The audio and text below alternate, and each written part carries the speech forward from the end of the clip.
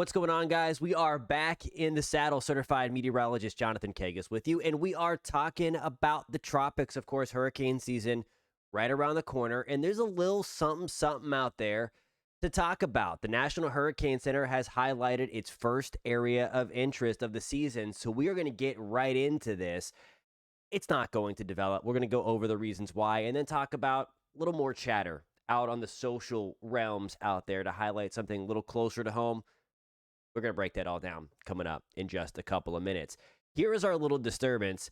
Yeah, it's not a lot of anything. It's north of Puerto Rico. Now, it is bringing some disturbed weather to Puerto Rico. A little swirl right there, but you see the flare up of thunderstorms in between the Dominican Republic and Puerto Rico. Again, bringing some rain and thunderstorms for us on the islands. And we also have some thunderstorm activity throughout a lot of the Antilles. But the area that has been highlighted is this very broad area of low pressure right there that's highlighted in black. Again, of course, there's the United States. Here we go with the Greater Antilles. Cuba right here, north of the Turks and Caicos.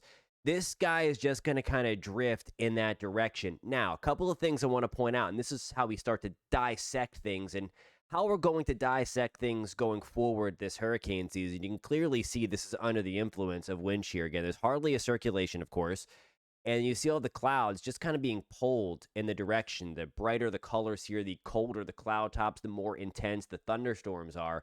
But it's getting ripped apart already by shear, so it really does not have a lot going for it.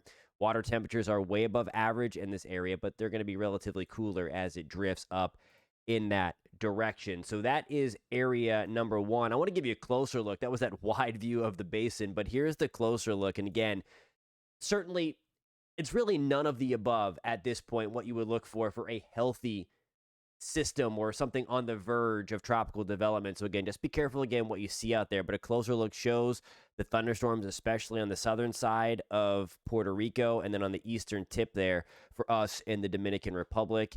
Intertropical convergence zone here, bringing us thunderstorms into parts of Central America, but none of that is expected to develop as well. Here is the model forecast for this little entity. And again, here we have it right there. We're looking at this red thickness line, and it's not closed off, indicating that this is not a warm core system. As we venture through hurricane season, we'll hear a lot about warm core and cool core system. A tropical cyclone is a warm core system, and for that to happen, you'd want that thickness line to be completely wrapped around, indicating that it is gaining all of its juice, all of its energy, if you will, from the warm waters of the Atlantic Ocean. But anyway, I want to take this further out in time and just show you here the pressure pretty much stays the same, maybe dropping a little bit. There's Bermuda as it gets way up into the Atlantic Ocean, to the North Atlantic Ocean. But the point here is, at that point, it's ripped apart, and it does not look like that is going to be tropical in nature if it were to get its act together. It's not going to impact anything anyway, so it's a moot point. Just want to break this down and kind of preview how we are going to break things down if you are new to this channel. And if you are finding this helpful and you do want to stay updated this hurricane season, hit the thumbs up video. It does help us out a lot. I would also love to know where you guys are tuning in from. All right, I mentioned something a little closer to home. And again, we are stopping this. That is May 24th, okay? Of course, big weekend coming up. It is Memorial Day weekend. If you're doing any observances for memorial services, all the men and women that gave their lives in service of this country, it is going to be a little inclement towards the southeast coast. The weather is going to be a little inclement on the southeast coast. But what is out there on social media is wants something to develop here. This is the GFS model solution. And what I'm going to break down is there is the opportunity for an area of low pressure to develop along a cold front through Florida. If you happen to live in Florida, it's going to be pretty stormy today, especially in this part of the Florida Peninsula. We have a cold front draped about right there.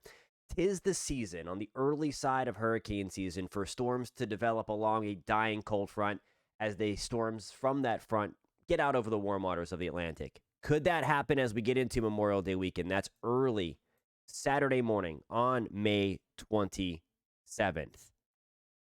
GFS wants something potentially tropical in nature off the southeast coast of the U.S. But I caution, this is not if it happens. If it happens, it's not going to ramp up by any means. There's going to be a lot of wind shear around it. And it's, again, going to be battling whether it's going to be tropical or non-tropical in nature. This is the GFS solution. I want to show you the upper level pattern to the GFS. This is going to be tied to an upper level system. So this is on Thursday. So let me get this out here as we move into Saturday morning at the same time frame. That dip in the jet stream here. So we still have non-tropical entities. I always like to say, and you're going to hear me say this a lot, that each storm is different. Each storm has its own personality. Each storm also has its own origin story for those that are into the comics or the superhero movie. This storm's origin is not tropical in nature. Now, certainly, we do oftentimes get these non-tropical entities to transition or evolve into a tropical system. That is in the outer reaches here of the probabilities for that to happen.